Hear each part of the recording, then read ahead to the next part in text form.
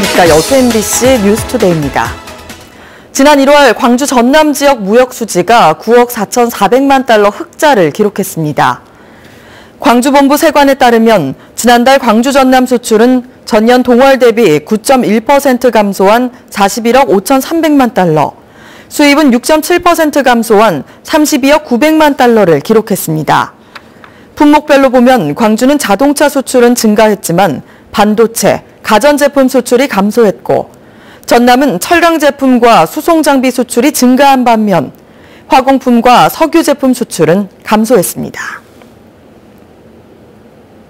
순천문화재단이 최근 이사진 선정과 함께 본격적인 설립 절차에 들어갔습니다. 그러나 측근 인사 논란이 불거지며 곱지 않은 시선이 이어지고 있습니다. 김종수 기자가 보도합니다. 순천시 문화재단 설립이 탄력을 받은 건 지난해 10월. 의회가 정관 동의안을 통과시키면서 순천시에 힘을 실어줬고, 이후 재단 이사 선정과 사무국 설치를 위한 절차가 진행돼 왔습니다. 이에 맞춰 최근 순천시는 해당 임원추천위원회에서 추천한 인사들을 중심으로 이사진을 꾸렸습니다. 특히 지난해 이사 공모 과정에서 미숙한 행정으로 재공모에 들어간 전력이 있어 이번 이사 선정 과정을 두고 관심이 클 수밖에 없습니다. 그러나 일부 이사 선정과 관련해 측근 인사 논란이 제기되고 있습니다. 이번에 선정된 이사들은 감사를 포함해 모두 14명. 교육계와 문화예술계 등 각계각층에서 선정된 가운데 허석 시장의 선거운동을 돕거나 인수위에서 활동한 인사들이 이름을 올렸기 때문입니다. 이와 관련해 순천시는 임원추천위원회를 통해 공정한 절차를 거쳤다고 해명했습니다. 또 각 분야의 다양한 의견 청취를 통해 순천시의 문화정책에 기여할 수 있다는 것. 다양한 분야의 직업을 가진 분들이 문화재단으로 오는 것이 문화재단의 다양성을 높이는 것이라고 생각해서 했고요. 그런 분들이 다소 한두 명 있다고 해서 문화재단 전체가 이렇게 논란이 된다는 것은 매우 바람직스러운 일은 아니죠. 하지만 민선 7기 출범 이후 갖가지 인사 논란이 불거지면서 순천시 역시 부담에서 자유롭지 못했습니다. 인재육성 장학회는 물론 자원봉사센터와 체육회 등 산하기관 인사에서도 곱지 않은 시선이 이어졌기 때문입니다. 자격이 있느냐라고 하는 시민들이 물었을 때 저는 흔쾌히 대답이 나와야 된다. 확신 있는 대답이 있었을 때 시민들도 흔쾌히 지금 순천시에서 진행하고 있는 이런 인사들에 대해서 믿음감을 가지고 신뢰를 좀 줄 거라고 생각이 들어요. 7년간의 진통 끝에 문화정책의 한 축을 담당하기 위해 출범을 예고한 문화재단. 인사 논란을 불식시키기 위한 순천시의 적절한 대응과 함께 재단의 역할과 정책 추진 과정이 다시 한번 주목받게 됐습니다. MBC 뉴스 김종수입니다. 고흥군이 추진하는 고흥 로컬커피 융복합 산업화 사업계획에 농식품부의 향토산업 육성사업 지원 대상으로 최종 선정됐습니다. 고흥군은 이에 따라 올해부터 2022년까지 4년 동안 고흥커피 융복합 산업화 사업에 필요한 총 30억 원의 사업비를 관련 사업의 소프트웨어와 하드웨어 구축에 포괄 보조 방식으로 지원받게 됩니다. 고흥커피는 재배 환경과 기술력 부족으로 시행착오를 거쳐 재배에 성공한 이후 전국 커피 재배 면적의 32.4%를 점유하며 커피 주산지로 자리매김했습니다. 광양시가 광양읍권에 조성하고 있는 목성지구 사업계획 승인을 완료했습니다. 광양시는 최근 부영주택이 목성도시개발사업지구 내 2개 단지에 추진하는 공동주택 신축공사의 주택건설사업 계획을 승인했다고 밝혔습니다.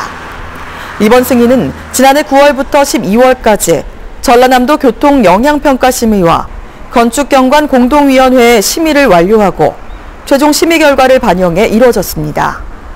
목성지구에는 임대와 분양 등 모두 8개 단지 6,452세대가 들어섭니다. 광양 지역에서만 한 해 2,800여 명의 은퇴자가 발생한다고 합니다. 청년 취업 못지않게 은퇴자들의 재취업도 현안으로 떠오르고 있습니다. 박민주 기자입니다. 철강 제품을 만드는 광양 초남 3단의 한 중소기업입니다. 올해 55살의 조용수 씨. 지난 2017년 명퇴한 조 씨는 1년여 만에 이곳 중소기업에서 새 일자리를 시작했습니다. 처음부터 곧바로 일자리가 잡힌 건 아닙니다. 일자리 사업 프로젝트에 참여해 교육도 받고 기존 직장의 경험도 살렸습니다. 은퇴자의 재취업에는 준비가 필요하다는 점을 강조합니다. 일자리를 찾으려고 그러면 일단 자기 경험이 있다 그러면 그 부분을 갖다가 최대한 이제 살리는, 그러니까 유사 직종에 이렇게 갈 수 있는 그런 부분을 갖다 해야 되겠고, 자격증이 필요하더라고요. 실제로 광양 지역의 은퇴자는 꾸준히 늘어나는 추세입니다. 광양시는 앞으로 10년간 은퇴 연령이 만 60세에 진입하는 인구가 전체의 18.1%인 2만 8천여 명에 달할 것으로 전망했습니다. 해마다 2,800명의 은퇴자가 나오는 겁니다. 때문에 은퇴자의 경제활동 참여와 후발 은퇴자의 지역 내 정착 유도가 시급한 게 현실입니다. 저희가 한 연간 2,800명 정도 지금 은퇴자가 발생되고 있습니다.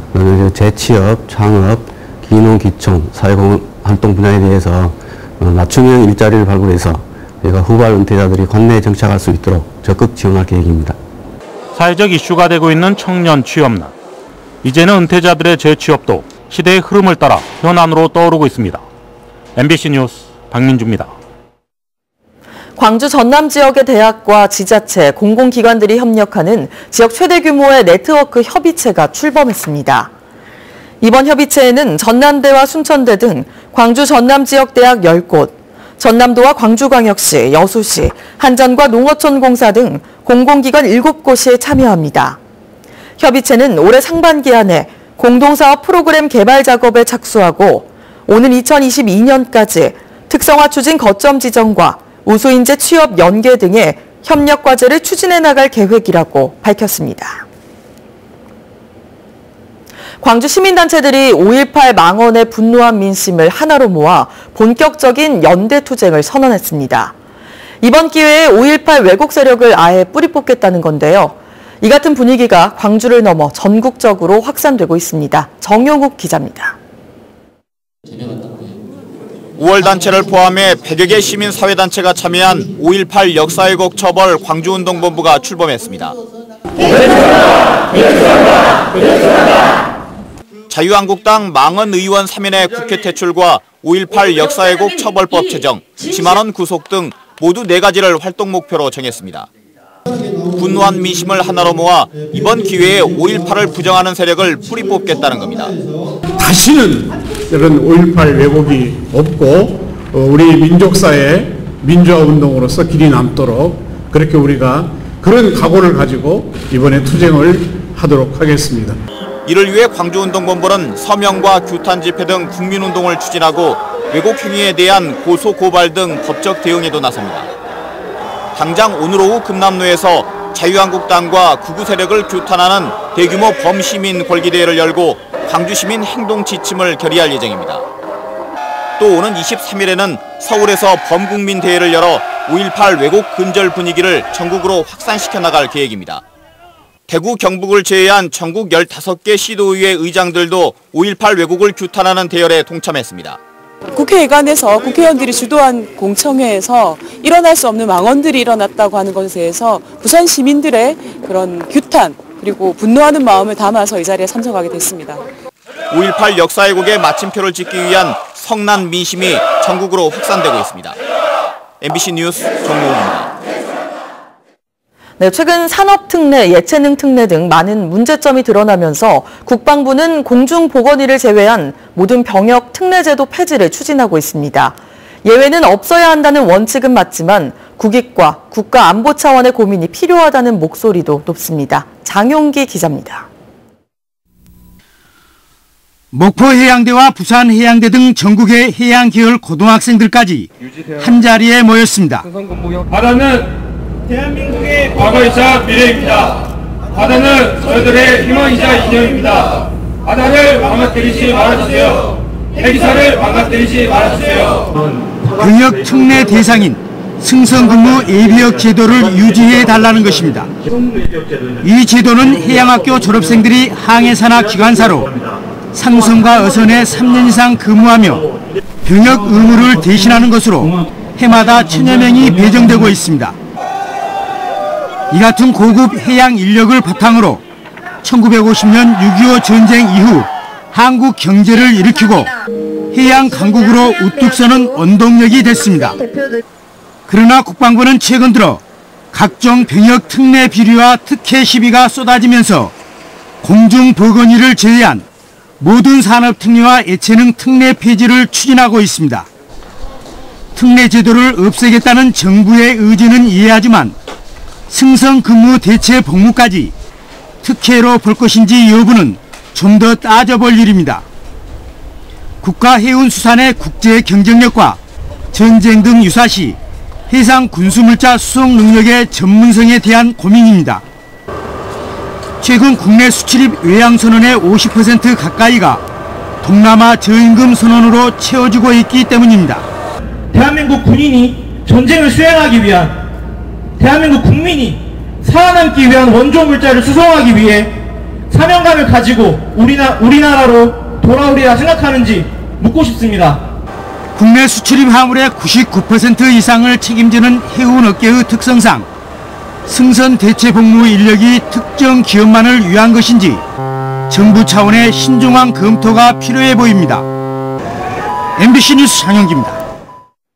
미쓰비시 중공업 강제동원 피해자의 유족들이 미쓰비시 중공업 본사를 방문해 한국 법원의 배상 판결을 이행할 것을 촉구했습니다.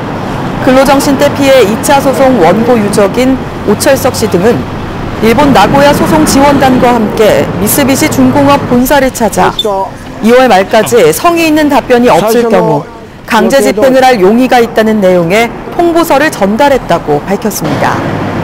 미쓰비시 측은 다카하시 마코토 공동대표 등 일본 소송지원단 2명을 만나 요청서를 전달받았으며 피해자 유족들의 면담 요청은 거부했습니다. 전국 시도의장협의회는 오늘 광주 5.18 국립묘지에서 광주 민주화운동 망원 규탄대회를 어제 가졌습니다. 규탄대회에 착석한 의장들은 김진태, 이종명, 김순례 의원의 제명과 자유한국당의 진정성 있는 사과를 촉구했습니다. 주말인데 길이 많이 미끄러울 것 같아서 걱정입니다. 오늘 새벽 사이 서울에도 눈이 살짝 오다가 그쳤는데요. 이 시각 상암동의 모습입니다. 흐릿하게나마 어제 내린 눈까지 쌓여있는 것을 확인할 수 있는데요. 눈길 꼭 조심하셔야겠습니다. 그 외 전국 곳곳으로도 약하게 눈이 오고 있습니다. 지금 눈구름대가 산발적으로 흩어진 걸 확인할 수 있는데요. 현재 충청도와 전북도 경북에 눈이 오고 있는데 앞으로 2시간 내에 이 눈구름은 소멸할 것으로 보입니다. 오늘 낮부터는 맑은 하늘을 되찾겠고요. 대신 찬바람이 불면서 날이 부쩍 추워지겠습니다. 미세먼지 농도는 대체로 보통 수준을 유지하겠지만 아침까지는 서쪽을 중심으로 공기가 다소 탁할 수 있겠습니다. 현재 전국에는 대체로 흐린 가운데 건조한 날씨가 계속되고 있고요. 특히 서해안은 오늘 바람까지 강하게 불 것으로 보여 화재 사고 나지 않도록 각별히 주의를 하셔야겠습니다.